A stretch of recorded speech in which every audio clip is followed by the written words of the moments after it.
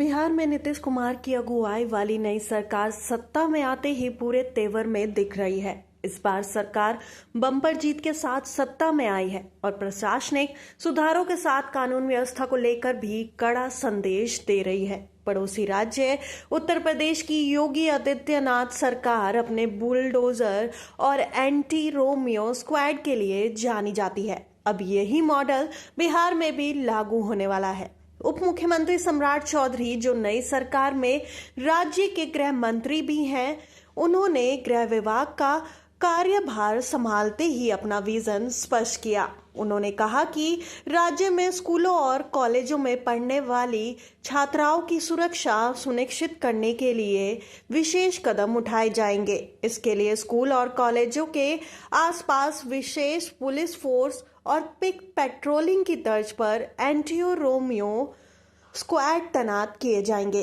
ये कदम छात्राओं के साथ छेड़खानी या उत्पीड़न की घटनाओं को रोकने के उद्देश्य से उठाया गया है।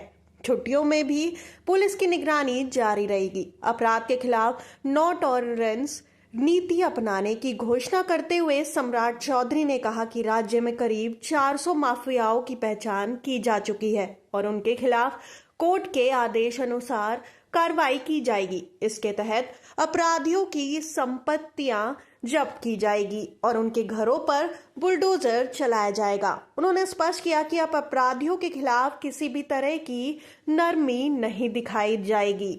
जेलों में सख्ती लागू करने के संकेत देते हुए मुख्यमंत्री ने कहा कि जेल परिसर में मोबाइल फोन की अधिकृत एंट्री पर रोक लगाई जाएगी। इसके अलावा कैदियों को डॉक्टर की अनुमति के बिना बाहर का खाना उपलब्ध नहीं कराया जाएगा। इस पहल का उद्देश्य जेलों में अनुशासन बनाए रखना और अपराधियों पर कड़ा नियंत्रण रखना है। सम्राट चौधरी ने कहा कि राज्य में साइबर अपराध भी लगातार बढ़ रहा है। इसके लिए सोशल मीडिया पर अभद्र भाषा, आपत्तिजनक कमेंट या किसी भी तरह की अनुचित गतिविधि करने वालों के खिलाफ भी सख्त कार्रवाई की जाएगी। उनका कहना है कि राज्य में संगठित अपराध पर भी लगाम लगाने की पूरी कोशिश की जाएगी, जिससे सुशासन और बेहतर तरीके से लागू हो सके। उन्होंने ये भी बताया कि बिहार में कानून व्यवस्था चुनावी मुद्दे भी रही है। नई सरकार इस दिशा में निरंतर सुधार के प्रयास करेगी। मुख्यमंत्री नीतीश कुमार की अगुवाई में गृह विभाग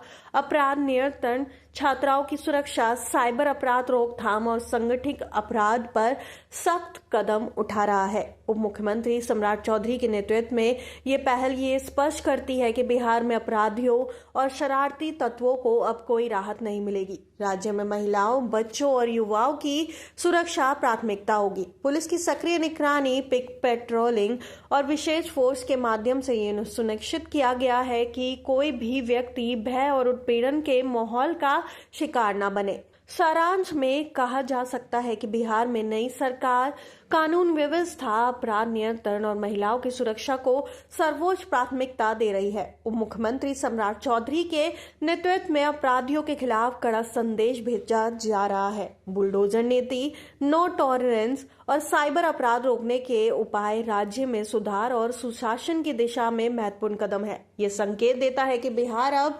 अपराधियों और शरारती तत्वों के लिए कोई नरमी नहीं बरतेगा। बिहार वासियों के लिए यह सरकार का कदम एक बड़ी राहत है। छात्राओं और महिलाओं की सुरक्षा, अपराध नियंत्रण और न्याय के प्रति तेजी से उठाए जाने वाले कदम ये दर्शाता है कि नई सरकार अपने शपथ पत्र और चुनावी वादों के अनुसार कार्रवाई करने के लिए प्रतिबद्ध है। आने वाले समय में ये नीति राज्य में सुरक्षा, अनुशासन और सुशासन को मजबूत करने में मदद करेगी।